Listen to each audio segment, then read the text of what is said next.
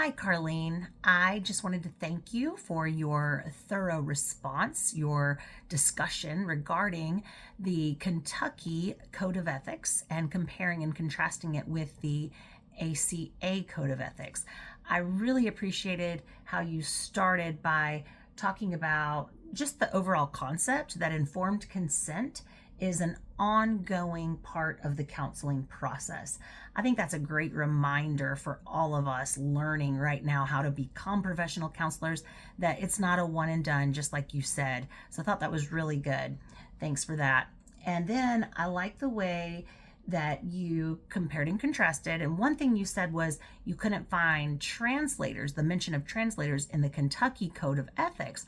So I was thinking about that and digging a little bit, just trying to figure out maybe why, which I'm not sure why, but it led me to just scrolling the Kentucky Code and got all the way to the end, which I'm sure you probably saw this yourself. But at the very end, the final thing I found was in section 12 of the Kentucky Code of Ethics.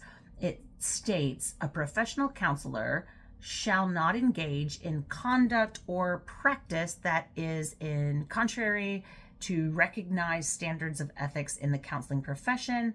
And the final sentence says the board subscribes to the Code of Ethics and practice standards for counselors promulgated by the American Counseling Association.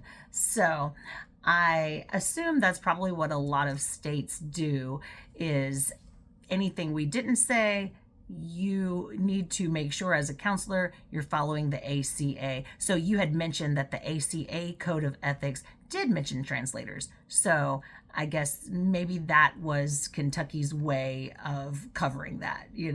So the other thing I appreciated about what you shared is your informed consent form that you found from Bridges Family Center.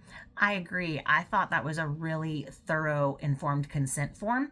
I especially liked the very beginning. They even label it informed consent, so very clear. And then they have this blurb at the beginning that I felt like was really warm and welcoming, kind of an intro overview to counseling. And even they state at any time, if you have questions, please don't hesitate to ask. So I thought, wow, even that is a great example of how this is an ongoing process. So I thought Bridges Family Center did a great job of that.